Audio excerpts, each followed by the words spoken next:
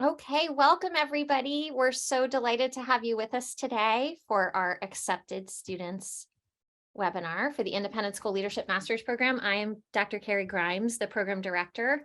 I've had the pleasure of spending time with each of you, so it's fun to gather in this really special way today to celebrate your acceptance into the program, to provide you with information that will hopefully be useful to you as you are discerning your next steps, and also to save time at the end for question and answer from anyone who has things that they're curious about. I'm going to actually stop my celebratory share of slides real quickly and invite some wonderful guests who we have with us today to please introduce themselves before we sort of dive into our presentation. So I will kick it off by asking Dr. Walter Sachs to please introduce yourself, and then you can popcorn it to the next person. Okay, great. Good afternoon, everybody. I'm Whitney Walter Sachs, and I am a member of the adjunct faculty and part of the ISL program. I also am the Vice President of School and Legal Affairs at Pinecrest School in Fort Lauderdale, Florida. So I just want to say congratulations to all of you. We're excited to be here with you today, tell you a little bit more about the program, and then get any questions that you have. So I will, I guess, maybe give it to Elliot. Thanks, Whitney. Whitney was the first professor for our first class so far this year. So Patty and I both had her to start the year. But a little bit about myself. I'm Elliot Faust. I work at Hopkins School in New Haven, Connecticut. I've been here for 8 years, serving in this role. I'm originally from the Philadelphia area. So I grew up just outside of Philadelphia, but I really love the work that I do in admissions. And we'll talk a little bit about the Action Research Project later, but I sort of tailored mine to a little bit of my role in admissions, but branching out beyond that too, just to kind of learn a little bit more about the school. So I'm really enjoying the program so far. So I'll pass it along to Patty as well, who's also in our cohort. Good afternoon.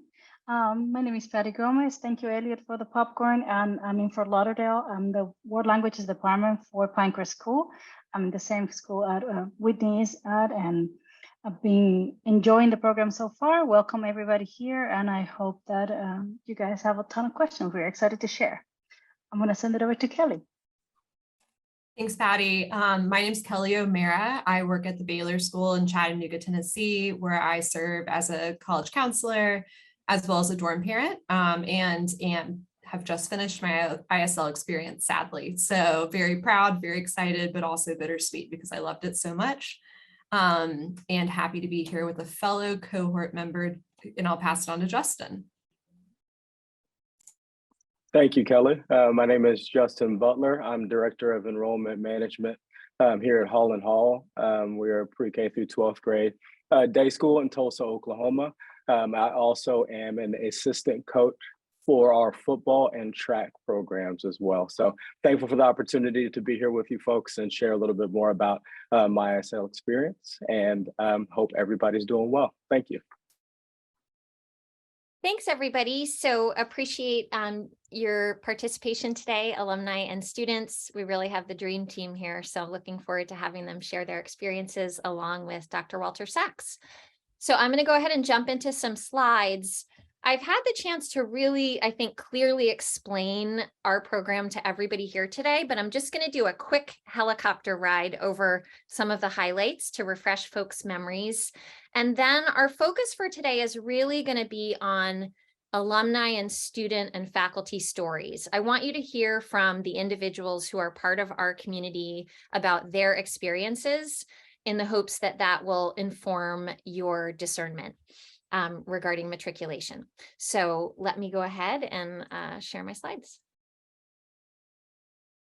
So first of all, congratulations. This is really exciting. So much goes into the admissions process, the committee process. It's a very personal one, and I'm just delighted that you're here, and congratulations on your admission into Vanderbilt University. It's really exciting. So as I said, I'm going to do a quick helicopter ride over the defining features of our program, which should be a recap for everyone here. Then we're going to pivot to our stories of faculty, students, and alumni. We're going to talk quickly about some of the nuts and bolts of matriculation and financing your degree.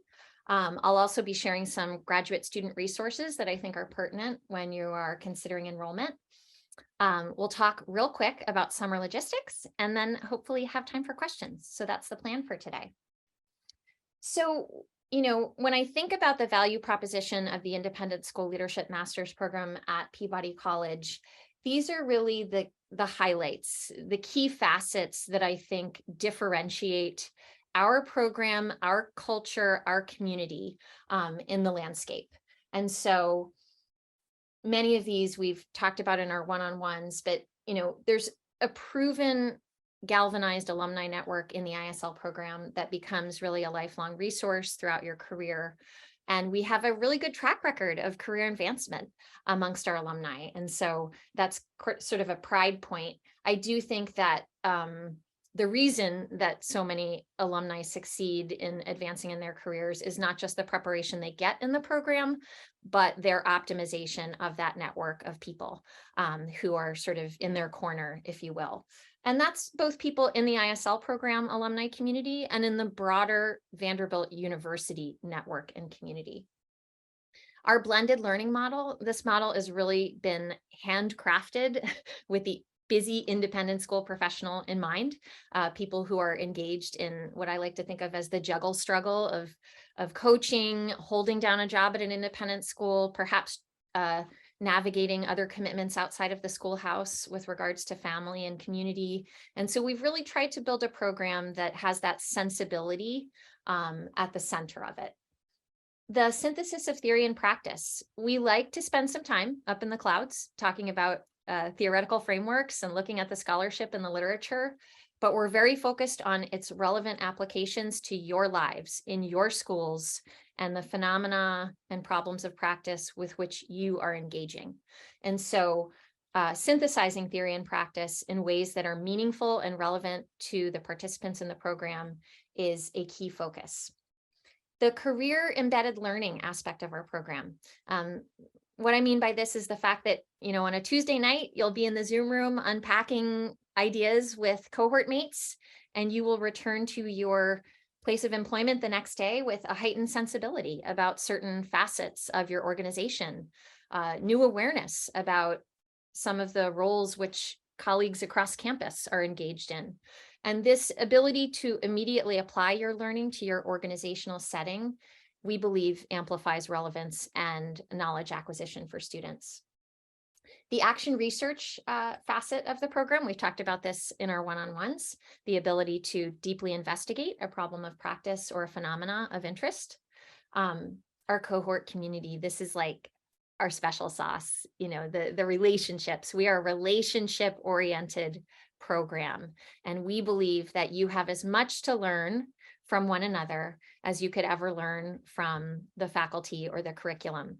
And so we're very dedicated to nourishing those relationships in all the ways that we can.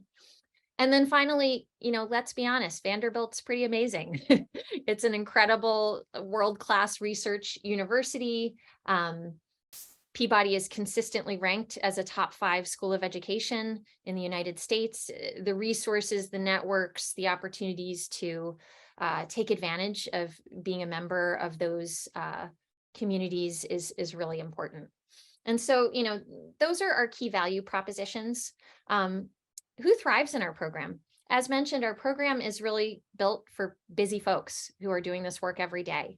Our program also is welcoming of firmly established leaders who seek to broaden their competencies and grow in their own leadership identity, as well as emerging leaders who are sort of on the rise and looking to transition into higher levels within their school communities. And again, folks who have an appetite for cohort engagement, contribution, participation, and relationship building will thrive in our program. Structurally, 2 summer campus convenings, time to be in Nashville, enjoy our amazing city, spend time with your community in person, enjoying all the in-betweens that you can't really get on Zoom, whether that's late night conversation, coffee breaks, a cocktail at the end of the day, whatever it might be. Those campus convenings allow us to embrace the in-person community. 6 online courses, an action research project, and then 2 convenings, one in the fall and one in the spring for a weekend to really focus on your projects. This is our sequence of courses that are taught online, and they're scaffolded in an intentional way, each designed to build upon the prior curriculum, culminating with a course in independent school governance in the 2nd summer. This is something you can parse over later, the dates, the order of operations, if you will. But I think journey maps are really useful in terms of enabling people to visualize the course that you would be embarking upon and the dates that are affiliated with key events throughout the trajectory of the program. This is another array of that, which I will invite you to investigate closely later. So I am going to, first of all, I like to remind people that a program like ours, like any program, is nothing without people. So many people at Peabody College have contributed to the design of this program, have taught in this program, are teaching in this program. And so this is just what I like to think of as a digital quilt of the many who have contributed to our community. And I'm going to go ahead and stop share and pass it off to Dr. Whitney Walter Sachs, who is a member of our faculty and is going to speak about the community, the curriculum, and her experience working in the ISL program. Thanks, Whitney. Thank you so much. So again, congratulations to everyone. I'm really delighted to be here because this is a program that, like Dr. Grimes, I am very passionate about, and I'm very excited about all the possibilities that it presents for people who are participants in it. And so I know, and I look forward to hearing kind of each of your stories, hopefully, when and if you enroll in the program, about why you applied and what you're looking to get out of the program. And I think that different things bring us here together in terms of what objectives we're trying to personally achieve. But I know that everyone is united by a shared desire to learn more and to grow and improve, both personally and professionally, and also to help our schools and our school communities grow and improve. And so that's kind of exciting to be with a group of people who have a similar mindset around learning and continuous improvement in our schools. So like I mentioned before, I was fortunate enough to teach the very first class in leadership and learning in the as a 14-week program, and we delivered that content synchronously and asynchronously, and it was just really exciting to be part of that, including part of the course design that I did with Dr. Grimes. And I can really say that this program as a whole, and each course within it, is very intentionally designed to achieve a number of objectives. But I would probably pinpoint 3 key objectives. The first would be to give you that toolbox of scholarly frameworks and research to really assist you as you're thinking about and navigating issues that surface within your own communities and your own daily practice. So really carving out that space has been something that I have found as a practitioner to be extremely valuable. To a lot of times in our daily practice, we're reacting to situations, but we're not necessarily stepping back and thinking philosophically or theoretically about how to handle a problem. And for me, it's been very valuable to have that time and space to really just think about the problems that do arise, or the situations that arise, or what our visions for the future are in terms of our schools and for ourselves. And to have that dedicated space to do that is something that I think that this program really provides. The second objective that I would pinpoint would be it's designed, all the classes are designed to assist you in the clarification and refinement of your own leadership identities. So as you go through the program, really thinking about who you want to be as a leader, how you want to show up to the situations that arise for you professionally. And that's really fun work that we start out in that first class in leadership and learning. But I think that it's continued through in all of the coursework.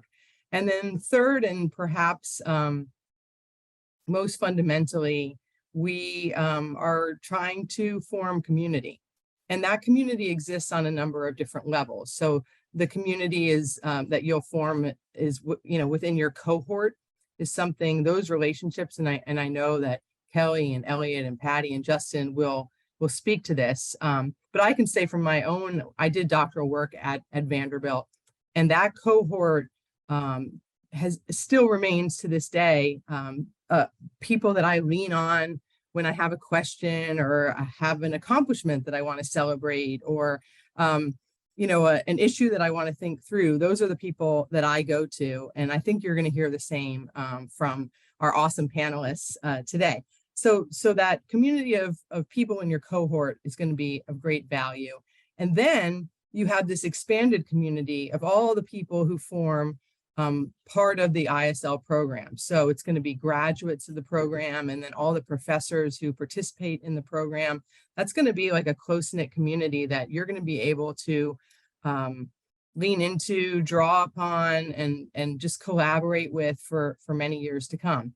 And then, of course, as Carrie was saying before, the Vanderbilt community at large. There's just something so special about being part of such an incredible institution. And you will find that, picking up the phone and calling anybody at Vanderbilt and saying, hey, I'm a student in, XYZ program. I'm in the ISL program. I'd really love to talk to you about, such and such. People are very excited to share with other members of the community. So I think that those relationships that you will inevitably build are going to be relationships that you will carry forward in your career for many, many years to come. And it's just a really exciting time to be part of this program because as many of you, or probably all of you know, there was a recent shift to a blended learning model. And I think that making that shift really opened us up to a significantly larger pool of practitioners from all over the country and even all over the world who are now able to fully participate in this incredible program that is dedicated to independent school leaders. And it's going to, I'm repeating myself, but I just really feel like forging those connections with people who work in other facets of schools, who work in different types of schools and different divisions and departments really increases the value of the program and what you're going to learn more holistically about how independent schools operate and how we all work together to deliver on the missions of our schools. And so I am just looking forward to getting to know all of you and getting to hear more about your leadership journeys and stories. And, I really do think that you're going to find that this program will help you create lifetime relationships in a community that is really connected by so many shared values and objectives. So happy to answer any questions at the end that you may have. But I just want to congratulate you again and hope that you will join us in this great community. Thank you so much, Whitney. Really appreciate your perspective. And now I'm very pleased to reintroduce Patty Gomez and Elliot Faust. As mentioned, Patty is at an independent school in Florida. Elliot is at an independent school in Connecticut. And each of them will take this opportunity to share a little bit about their stories in the ISL program. Patty, you want to kick it off? Sure. Thank you, Carrie. I wanted to talk a little bit about that experience as a student practitioner that I have had in the program so far. That has been so rich and surprising to me. And back in the day when I attended this seminar, this webinar last year, I took in all that and I was like really hanging on that hope. It's like, this is exactly, sounds like it is what I need, but I have gone into the program and realized it's a lot more. Definitely faithful. What Dr. Grams and Dr. Walter Sachs are giving you guys is a faithful description of what the program feels like as a student. But I have been just shocked to my own reaction as a professional to be how much I have grown just to think differently, to appreciate different perspectives from different areas of the schools that before were kind of known to me in a referential way. But I feel as leaders, for all of you guys out there in schools just like us, sometimes we are either thrown into a leadership position or we just walk into a leadership position and we focus on kind of learning about the tasks of the job. What do I need to do first and how to learn to do these, the bits and pieces, and seldom do we have time to kind of be apprenticed into what it means to be a leader of an organization in this field. And we end up either just simply going through the motions or we very limited amount of time for reflection. So these kind of like connecting to what Dr. Walter Sachs was saying is like, it gives me that opportunity to just sit and reflect and carve the space to process even not only what's happening in my own community, but what my cohort mates are sharing that is happening in their communities, and gives me, it opens my eyes and gets me out of the silo of my own, thinking. That sometimes it's like we really think we know something, and then we just realize how much more of that picture we were missing. So I just definitely couldn't just share with you enough about that portion of it, the ability to kind of like look at the job that you're currently doing or that you aspire to do or that you are even discovering that you're interested in from that perspective, from a more deliberate point of view. And I feel that the program is so well designed for that. It's designed with the intention to make you to learn the process, to learn a thinking process for yourself, or how to go into the leadership that you are interested in doing. And then the other part will be the community. The core model really works in a fantastic way. And for us, adult workers, we're in a professional world, and sometimes since we were in college or in high school, we have not been in cohort models, probably even in high school or before that. And the ability to navigate this process with other people, the same people all together, has made us really close from the beginning. I have 18 other friends all across the country that I didn't have before, and I'm so happy to be here. I hope that you would consider that, though it sounds very beautiful what we're saying, it is actually real. And congratulations for being here. I'll pass it up to Elliot or Carrie. Yeah, thanks, Patty. Thanks, Patty.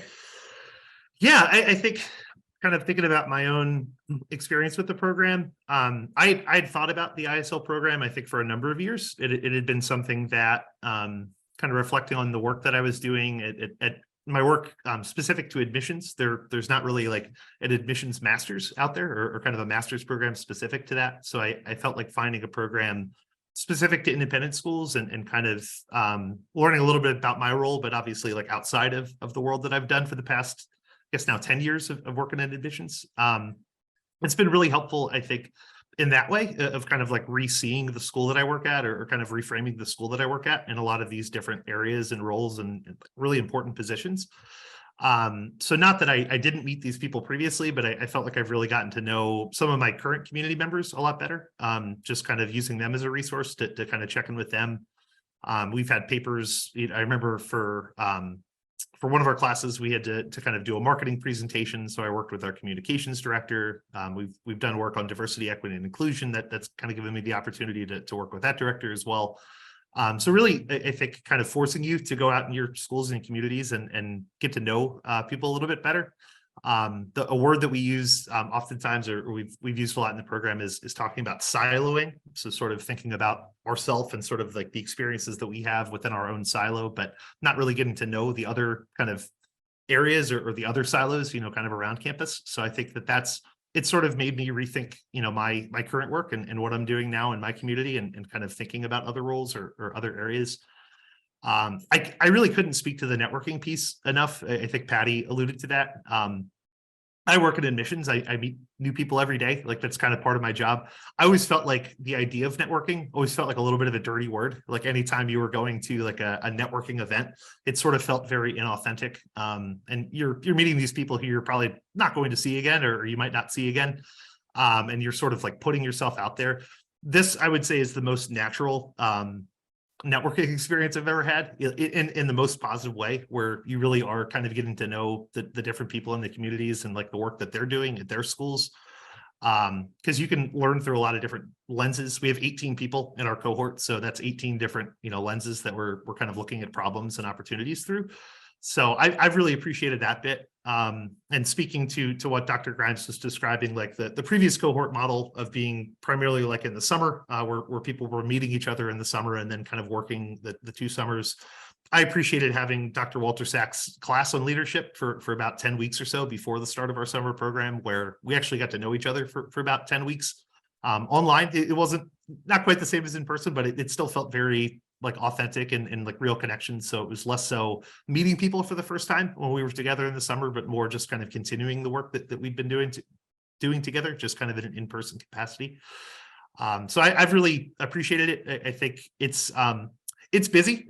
I won't sugarcoat that. Like you'll certainly be busy kind of with your schoolwork as well as your professional work that you're doing at the same time. But I think it's been really helpful for me, at least, kind of thinking about like the work that we're doing in this model and how to apply it to the school that I'm working at, and seeing other areas of the school that I hadn't kind of worked in previously or hadn't had as much interaction with. So that's kind of been my biggest takeaway.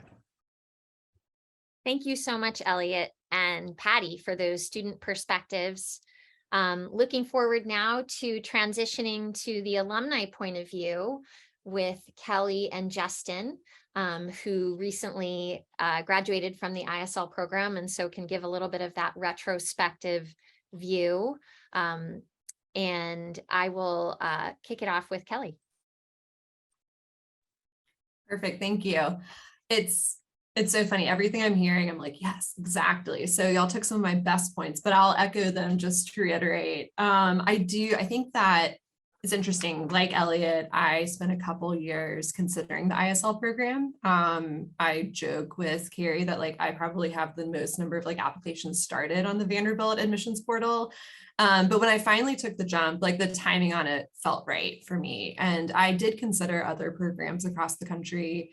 And I think what really stood out to me is what we've talked about. Number one, the cohort. I wanted to be in a small cohort. I wanted to get to know the people around me. And I wanted to work not just like with them, not just amongst them. And so that felt really like a really important piece that I felt like Peabody really empowered us to do. And secondly, I felt like the really focus on what our day-to-day looks like. I love the theory. I love thinking about the big pictures. But when it comes down to it, we're in schools every day and working with real humans, both adults and students. And so what I loved is even when we hit theory, even when we were discussing these bigger ideas, it inevitably came back to the students. And that is why we are all in education at some level. And so it felt very authentic to my own values as an educator, that it was a great alignment. And so Peabody for me, just like it fit all the marks. And in terms of those values, I think what really surprised me, and I went into my experience, gosh, it's like almost 2 years ago now, which feels so strange, but I expected to learn a lot. Like I expected to go in and feel better equipped to take on leadership roles in the future, to have greater empathy for like the other people I worked with whose jobs were different than mine. But what I didn't expect was that values identification and really working through how I see myself as a leader and how I would like to see myself as a leader in the future. And I think a lot of that too, going back to this idea of silos, is this idea that you don't have to do that work alone. I have 18 friends, including Justin, who know me in some ways better than my friends who've known me for most of my life, because we have had really hard conversations. We've thought very big thoughts together, but we've also gotten down to the brass tacks of what our daily lives look like as school practitioners. And so I'm so thankful, and I truly am not joking when I say that I'm sad that I'm done. I'm like, I might just crash the spring weekend, who knows? I'm just 2 hours down the road. But it really is, I think, such an amazing experience. And the last thing I would say would be, in terms of that cohort, something I haven't heard yet, what I love is the intentionality, and that word comes up a lot, I think, when you talk about ISL, that there really is such thoughtfulness that goes into the curriculum, into the professors that you work with, even into the makeup of all of you wonderful people who've been invited to join the program, and congratulations. But there is such an intentionality, I think, of expertise. And so one thing that I found to be really almost a relief, because I had quite a gap between my undergraduate and my graduate experience, is I didn't feel like I had to be the expert in the room every day. I was able to kind of sit back and say, Justin knows a lot more about X, Y, or Z, and I can sit here and learn and still contribute, but it felt very much collaborative. And that was something I really sought when seeking the program. So again, congratulations, and I'm excited to get to know you all through this wonderful ISL network. Thank you to all of our panelists for sharing your stories today. If you are comfortable and willing to offer up your contact information for folks who may have follow-up questions, please share your email addresses in the chat. I also want to make sure that for our final spotlight, we hear from Justin Butler, who is another recent graduate of the ISL program, dialing in from Holland Hall, where he is the Director of Enrollment Management. Thank you very much, Carrie. It's funny, I've been kind of like taking notes while everything was going on, and have to keep marking stuff off because people keep bringing up different things that I had to talk about. So I will try to be coherent as I'm going through some of what I would like to offer for you all as far as the impact of this experience goes, but I may hop around a little bit. First of all, congratulations to everybody. It's an awesome sentiment and feeling. And so I'm so thankful to be able to share that kind of with all of you all. I remember getting that acceptance and just how I felt like I was floating. So absolutely congratulations to you folks. A couple of things for me, relationships was one of the biggest components as far as my ability to be able to really access the learning. And the thing that's so fascinating about the way that the program, as Kelly mentioned, is intentionally put together is that it creates opportunities for you to be vulnerable. And it creates opportunities for you to be vulnerable in the learning experience and your connections with other individuals in order for you to be able to leverage the learning to the most maximum capacity that you can. There is a lot of rigor as far as volume is concerned, but there's also a lot of rigor as far as challenging a perspective, a curiosity of really leaning into difficult discussions and difficult situations and big picture things that we're grappling with in the field of education. And you can do that, and you can really do that well when you know that you are with people who are wanting the best for you, and for wanting you to be your best, and for wanting you to push yourself as best as you possibly can. So should you move forward, I would absolutely encourage you to really take hold of the opportunity to be authentic, be yourself, and bring all of yourself into the space every single day. Community comes out of that. And that is the beauty. When we talk about community, I think sometimes it can be a little bit nebulous, but it's really tangible in the sense that everyone is there in order to try to be their best. And that comes from so many different perspectives. As we know, schools are such a unique ecosystem variety of experience and perspective and personnel and roles that have to come together for everything to be done well. And so you get the idea, you get the ability to work and learn about how that system can function efficiently and can function while centering the dignity of all stakeholders, students, and everybody else. And so I'm beyond thankful for having the opportunity to be in a program that challenges me to consistently think about all those perspectives and those variables. I'd be happy to share further. I'll drop my contact information in the chat as well. Thank you, Justin. Such a great thought, you know, the vulnerability and you get what you give, right? I think that's really part of our sort of culture. Yeah, so big thanks to each of our panelists. I'm going to share a couple logistics that I think would be top of mind if I were discerning enrollment. While I do that, I thought it would be fun to just invite folks to drop into the chat where you're dialing in from, so what state you work in, and also your role at your current organization, so people can get a feel for some of the other folks that are considering enrollment and where they're hailing from. So feel free to do that if you're comfortable, and I'll go ahead and share in the meanwhile these final slides. And Carrie, I might add one more thing that was on my to-do list. And just looking, again, maybe I'm in denial that I'm no longer an ISL student. So I would just add to like the alumni perspective. I'm in my 7th year at Baylor. So I'm not new at this point and have been in education. I guess this is my 11th year.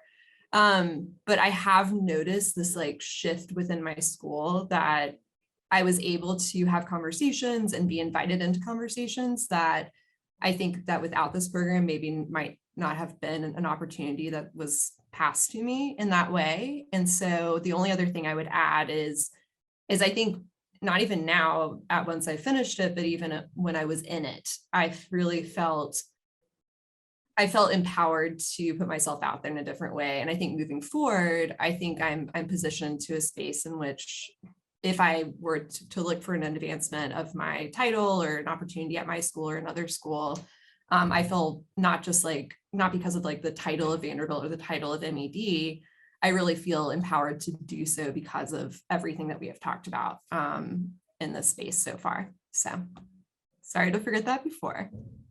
Thanks, Kelly. Yeah. Okay, so I'm going to share some nitty gritties. So if you choose to enroll in the program, buckle up because class starts on May 9th. At Vanderbilt University, May 9th is the beginning of summer.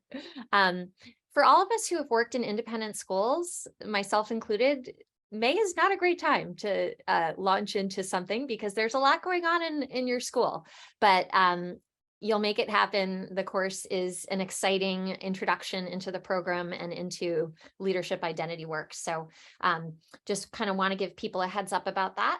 And it will take place on Tuesday evenings from 6:30 to 8 p.m. Central Time. We have found that Central Time, this time in particular, is a sweet spot for East Coasters, folks in the middle, and West Coasters. In terms of the convening, these are the dates, and these are the micro courses that individuals who are in the cohort will be engaging with our faculty on campus. I like to make mention of the fact that we coordinate a discounted hotel rate at the Hyatt House at Vanderbilt, which is a quick walk from Peabody's campus and has a pool and gathering places, etc. So we were able to negotiate a $100 a night rate. I like to be very upfront about that because part of planning involves thinking about expenses that are affiliated with logistics. So I just wanted to give folks a heads up about that. With regards to enrollment and financial aid, commitments to enroll are due on March 15th. And if you have any issues that arise amidst your discernment, logistical or otherwise, feel free to contact me directly and I will help you puzzle through what you're thinking about. The Office of Financial Aid, led by Samantha Rogers, is really equipped to assist you in determining your loan package if that is something that you seek. And so when you are calculating the cost of attendance and your resources, know that the Peabody Graduate Office of Financial Aid, that is their entire enterprise to assist you in that. I would be remiss if I did not mention that part of the matriculation process includes doing things like finding your immunization records, which can be a little bit tricky for adult learners. And so I like to give people a heads up about that. Sometimes it takes a bit longer than folks think. I also want to remind everyone here that if you join the ISL program, you are joining a large global organization and institution and community. Within Peabody College, our department alone has over 450 adult learners enrolled in graduate degree programs at the master's and doctoral level.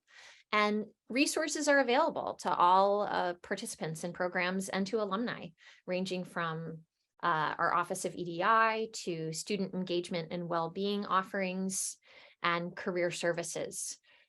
After the pandemic, virtually every offering at Peabody and at the university has been duplicated for virtual engagement. And so there really is not a deficit in terms of your ability to optimize access to these resources as a remote learner. Great, so we're right on schedule. Nice. Want to open the floor for questions. I think to ease facilitation, I'll ask that you drop your questions into the chat because we have a good sized group here and I don't want to inadvertently exclude anyone's questions. And so feel free to go ahead and do that. We'll just take a couple minutes for folks to gather their thoughts and share any questions you might have.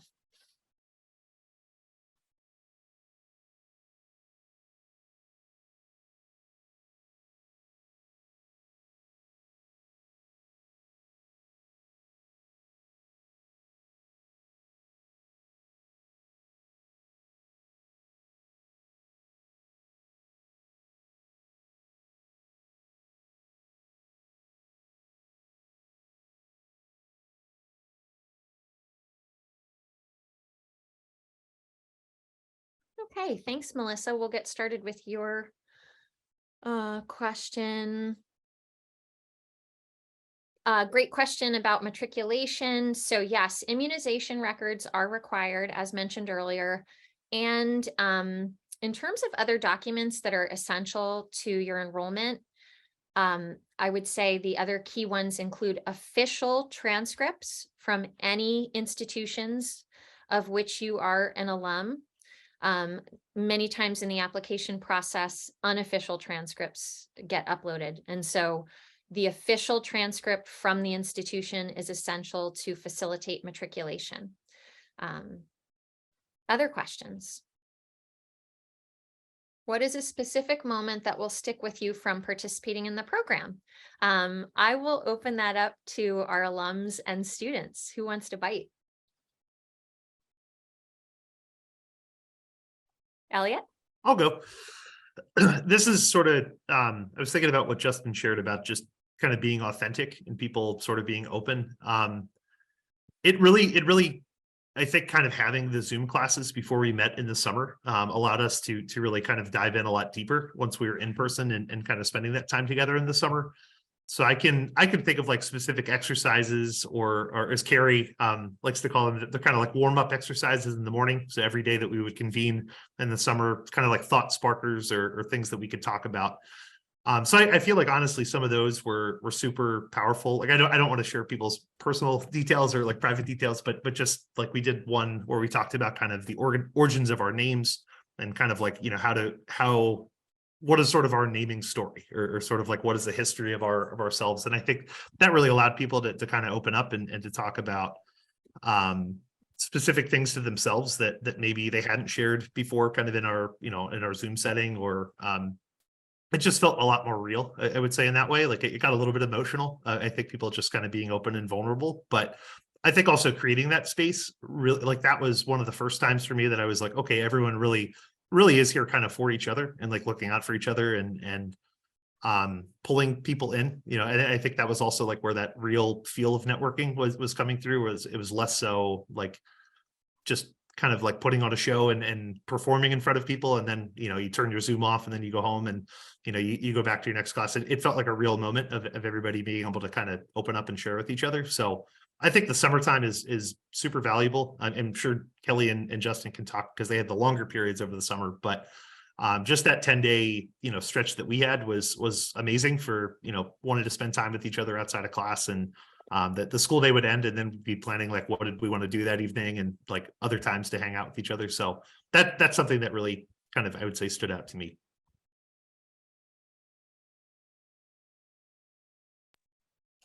It's funny that the same exercise popped into my head. The name exercise, I did that as my morning reflection during our first summer, and same, I think it was like the first time that the vulnerability piece really came into play in a really intentional way. This is like a silly one, but it's what popped into my head for some reason. Summer 2, so this past summer, I think we'd had kind of like not a harder day. Like it was like a discussion that was more challenging. And I guess that same day there was the Office of like Student Engagement or somebody had done, they'd do like popsicles on the portico or whatever they call it. And we got in a Frisbee, and we jokingly like had the walkers and the drivers who would, you know, it's about a mile walk from the Hyatt House to Peabody's campus. And it was a real divide. Like you were either a solid walker or you found a ride to campus. And I was like very stubbornly a walker. And would often pressure people to join me on the way back. And we had this Frisbee, and I think Justin was there and a few other friends, and ended up stopping like right in front of the law school, and just like, we had a hard day. And so we just threw the Frisbee for a little bit, and just that summer too. And I think I remember finishing kind of like the first half of the experience and thinking like, there's no way I can get closer with these people. And then realizing that that was untrue. And so that was such a moment of, it was again, a hard moment during the day combined with a real moment of joy that felt, just emphasized like the safety I felt amongst this group of people. Thanks for sharing that, Kelly. I'd like to entertain another question from Matt, who's curious about the interactions with students and faculty outside of the classroom, and how does one get help and support on work that's challenging? So maybe Patty and Elliot can chime in on that, given your current status as a student, engagement with folks outside of formal classroom gatherings.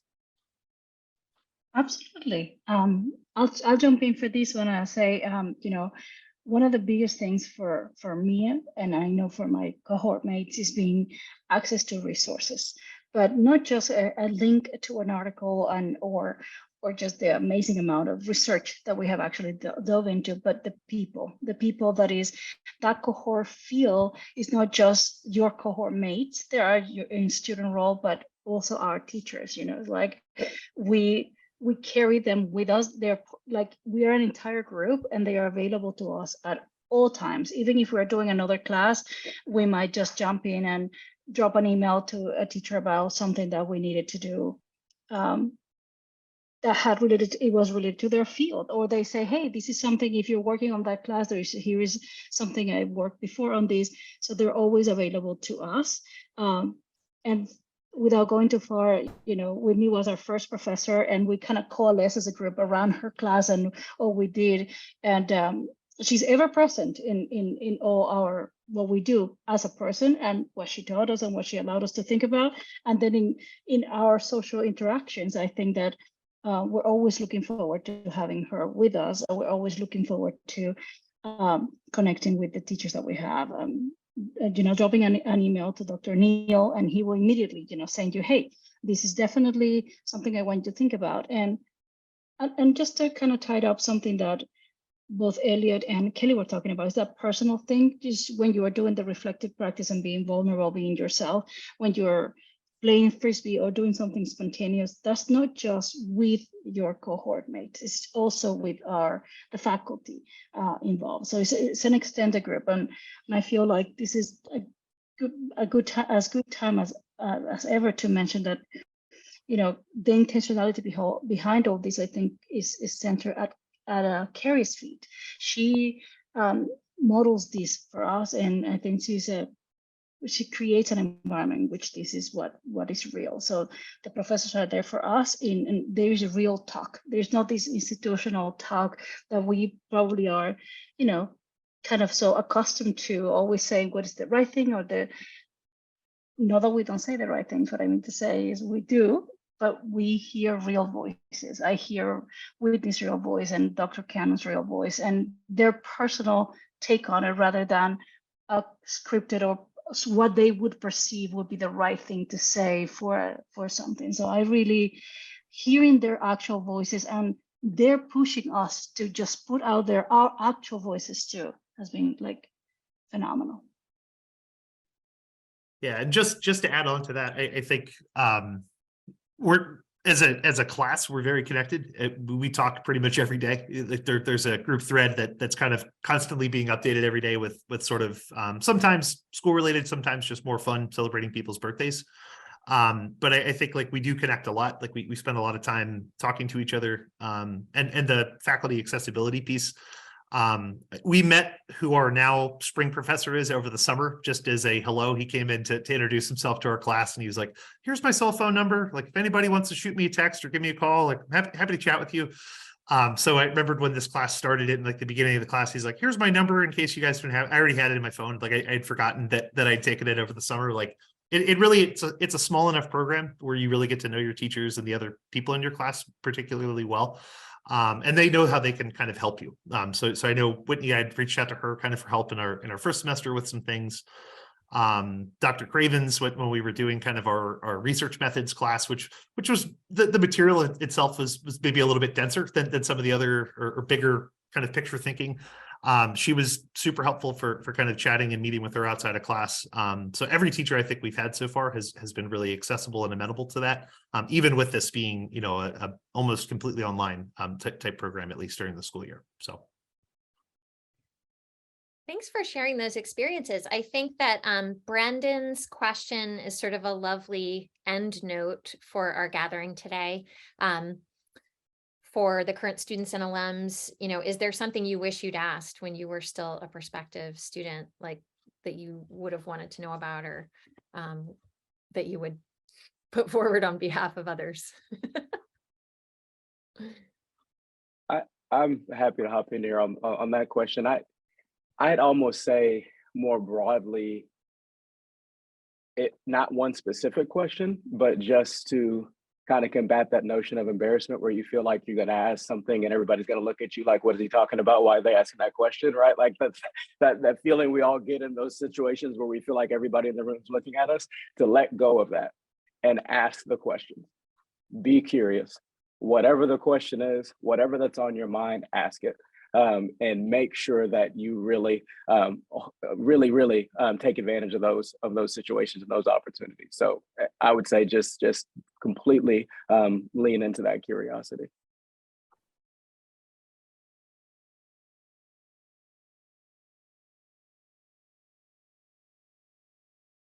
All right. Well, I think on that, Kelly, did you want to go? You want to say Yeah, something? I mean, maybe this isn't a question, but it's not something I knew. I think just having a full grasp of the alumni and the resources available. And one of my favorite things in the world is there's a map that someone created, one of the early cohort members, that has it's like a Google map. So every single one of our spots is a dot. And so it shows current schools and what your title is and who you are. And just recently added Elliot's and Patty's group, I guess at the end of last summer. And it's such a neat thing. Like I was on a trip to Rhode Island for work last year and just pulled that up and reached out to someone who was up there and got a cup of coffee. And so I think if you know anyone who's done this program, or even if you don't, if you want to ask us, like I would ask more about kind of what the larger community looks like and how that can play into the value of it long term.